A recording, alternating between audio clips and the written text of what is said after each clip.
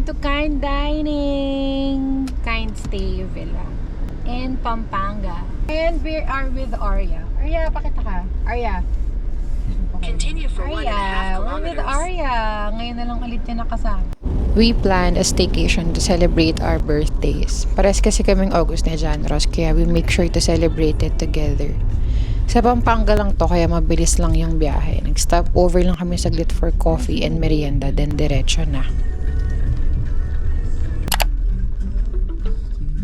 Your destination is on the left.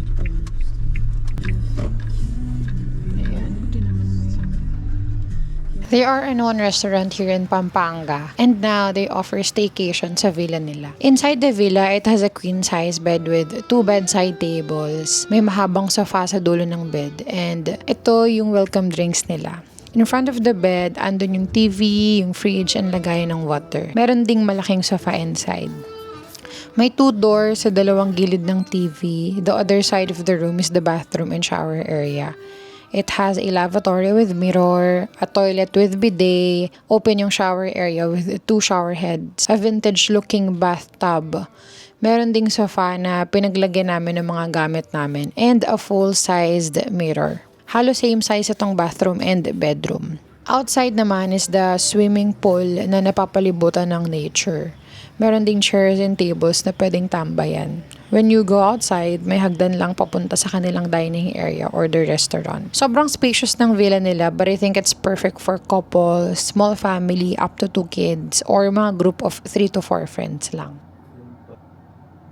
Wow!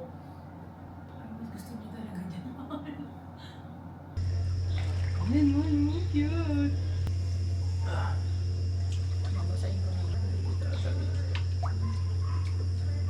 Mga 8 na lang, mahal. Kasi mag-picture.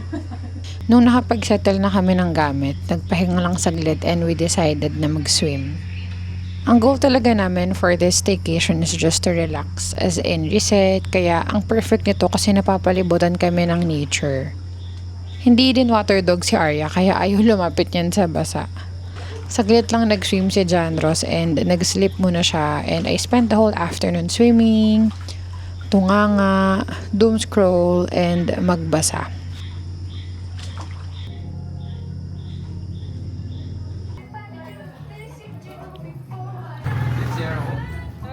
Tinawag niya. Wala kasi yung signal. Thank you, baby! Ito mo. Okay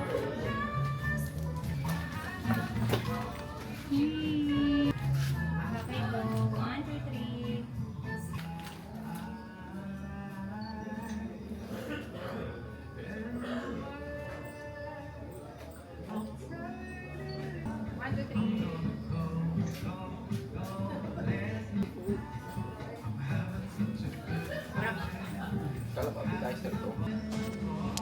By 7 p.m., umakyat naman kami for our dinner.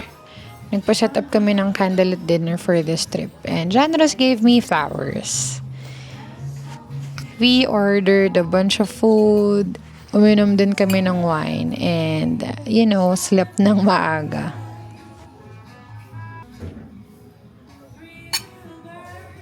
Morning, guys. Good morning. Hindi na umuulan, buto na lang kasi may pa-breakfast dito sa swimming pool. Alam niyo sa Bali, yung floating breakfast, diba? Sa kanila nag-start yun. So, kasama na sa package yung pa-floating breakfast. By 7 a.m. Ay, ang aga namin natulog. Alam mo yun, kapag talaga nasa biyahe, tamang-tama yung namin. Yung, nawala na. Yung body clock. Pinagpalit din namin si Arya ng damit. Good morning. I-upload ko na po ba? Kami na lang po. Paano? Ano ko na lang po? Kasi okay na.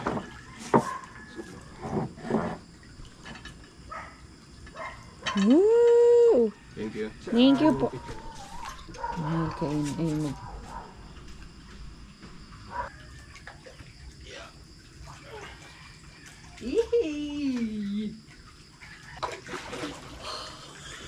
kaya tayo. Ay, lamig.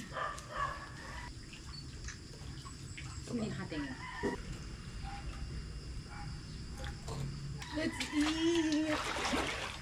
Oh, fuck. Ano sana din?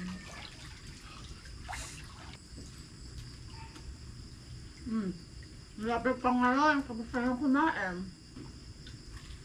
Ano po tayo?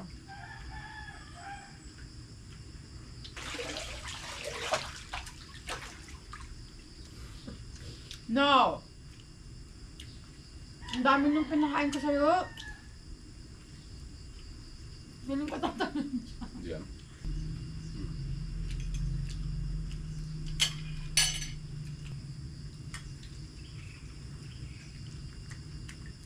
After breakfast, nagpahinga lang, nag-swim kami saglit, and nagsilip muna ulit sa John Ross. Tapos inikot ko naman yung ibang part ng villa. This is just outside our villa. Kung hindi nga umulan kagabi, dito sa part na to dapat yung setup ng dinner eh. Ang laki pa ng space nila and I think mag-expand pa sila in the next coming years. I will be 30 years old na tomorrow. This is just the perfect getaway to welcome my 30s.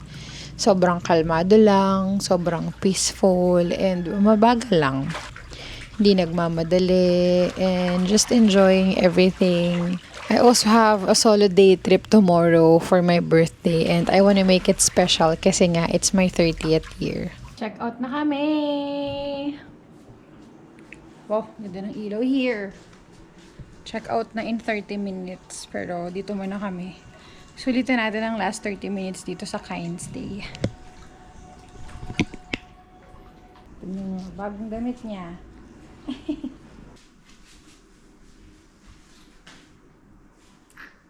Yung complimentary na white wine nila na binigay kagabi, ubos namin kagabi.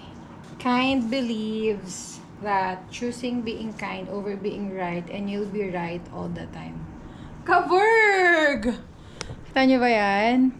Choosing being kind over being right and you'll be right all the time. Hindi, be. Dapat lagi akong tama. Charot. Tapos may paano pa sila dito. Drip coffee na hindi namin nainom. Ayan, oh. After dito, dadaan muna kami sa simbahan bago dumiretso ng uwi. Di ba, Bem? Pwede ka ba dun sa church?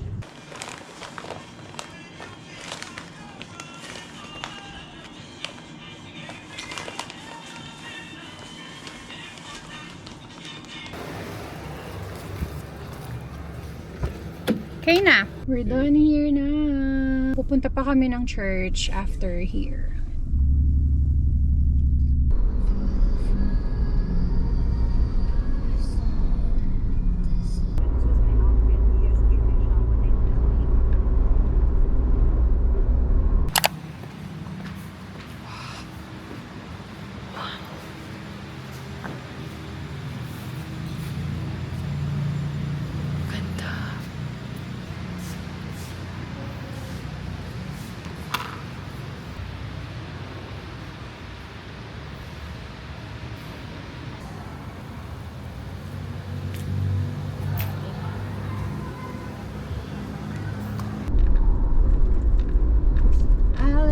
Siya.